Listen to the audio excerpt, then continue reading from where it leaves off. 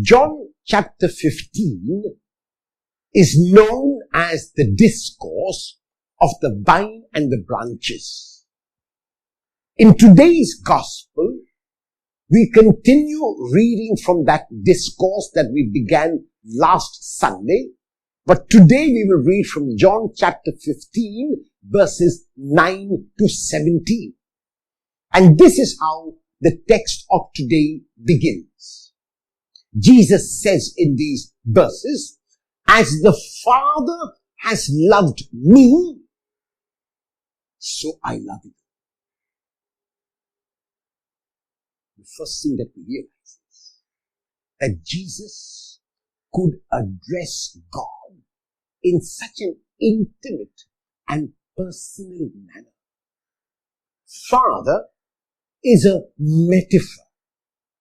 Jesus lived in a patriarchal society, and so for him, possibly because he had a wonderful experience with his foster father Joseph, he could relate and use that term for God.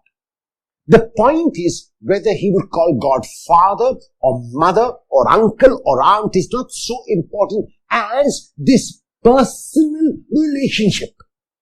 Before Jesus, everyone related with God is up there, and God is so far away. God is great. God is magnificent. God is powerful. God is omniscient. God is omnipotent, and all of those terms, yes.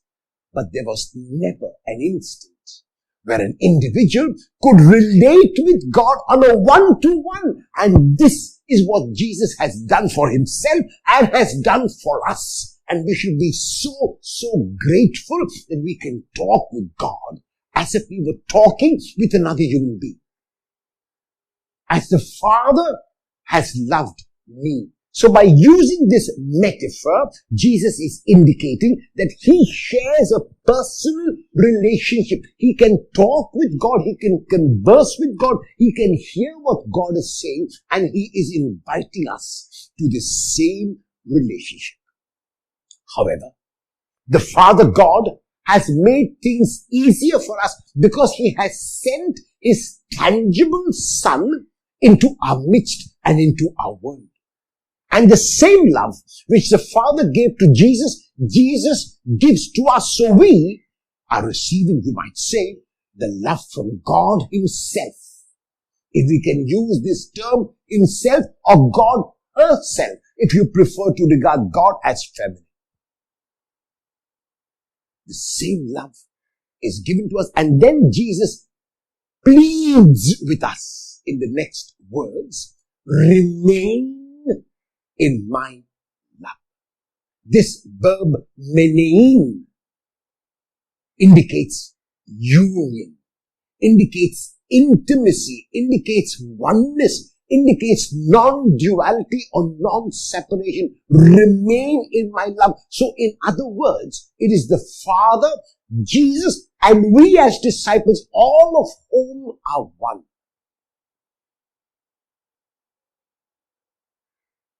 This oneness which Jesus says is a oneness which has to be a witness to the world. And we show that witness to the world by keeping the commandment of love. Before Jesus, Moses gave to the people a list of 10 commandments. Those 10 commandments was summarized by Jesus in many instances into actually one commandment, even though they might seem to be two on the surface level. And that one commandment was that we love God only when we love others. As a matter of fact, in the first letter, John says in chapter 4, verse 20, that if anyone says that they love God, but cannot love the brother or sister, then they are liars. Why are they liars? Because he says, how can you tell me that you love God whom you cannot see, but cannot love your brother or sister whom you can see? So love is not blind.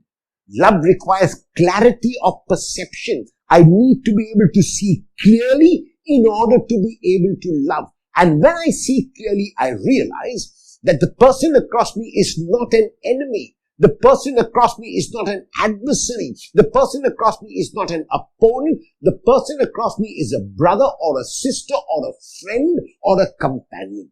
That is who the person across me is. And this is what Jesus invites his disciples to do if they are his disciples.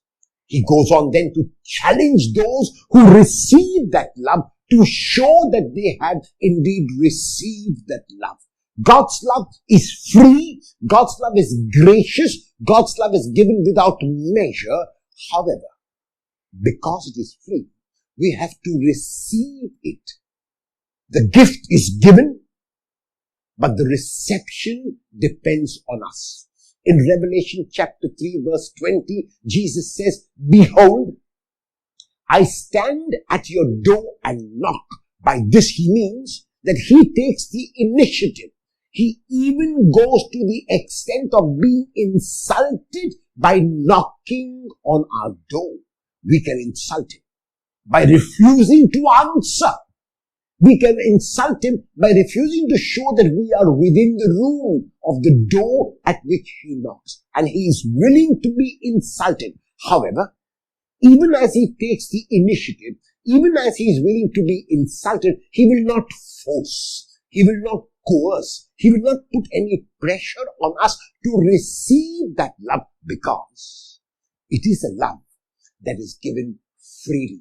And then he goes on to say in Revelation 3:20, if you open the door, notice, if you open the door, so now the response has to come from within the room, has to come from within my heart. If I open my heart, then Jesus says he will come and sit down to supper with you and you with me, supper, the most intimate of communions. This is what Jesus means, and that's why the verb menein here is so important. As the Father has loved me, so have I loved you. Remain in my love. I show that I have remained in the love of Jesus.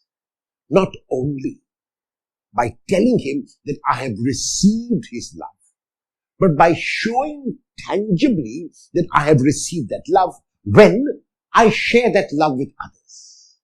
It is only when the love that I have received is shared with others that it becomes a proof, if you like, of the fact that I have opened my heart to God's love. God's love is so great and so magnanimous that I cannot keep it within my heart. I am so filled with it that I need to share it with others. Will you, who have received God's immeasurable and unconditional love, share that same love with at least one person today?